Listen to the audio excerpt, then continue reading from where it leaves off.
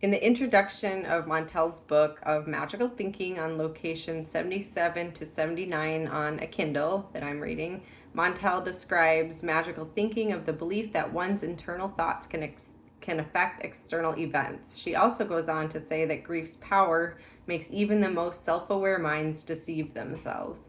I wonder how my own self-awareness interacts with grief.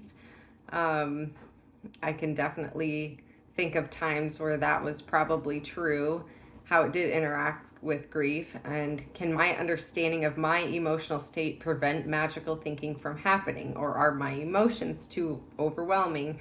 I also have to wonder if being self aware makes me more vulnerable to becoming a magical thinker because I believe I may be in control of my emotions when I'm most likely not. I like to believe that I am in this kind of control. So I can very easily fall into accidentally being that magical thinker. Another excerpt from Montell's writing was, "Our minds have been fooling themselves since the dawn of human decision making," and that's located on location 63 to 64. And this brings up a good point that humans are prone to cognitive biases and errors in judgment throughout all of human history. We are constantly making cognitive biases about what we think we know or what we want to believe. I have caught myself many times falling into the trap of wanting to protect what I think must be true.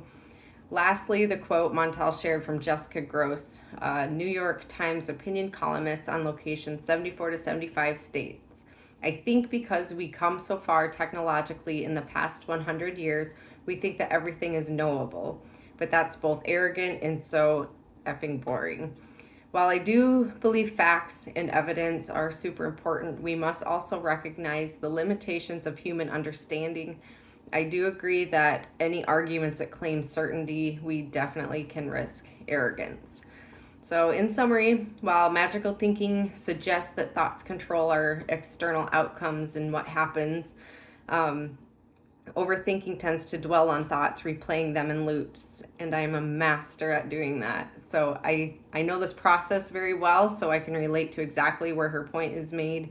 Montell draws a connection between the two, where overthinking can lead to magical thinking as the repeated thoughts becomes some kind of ritualistic habit that we believe will somehow affect the world. Thanks.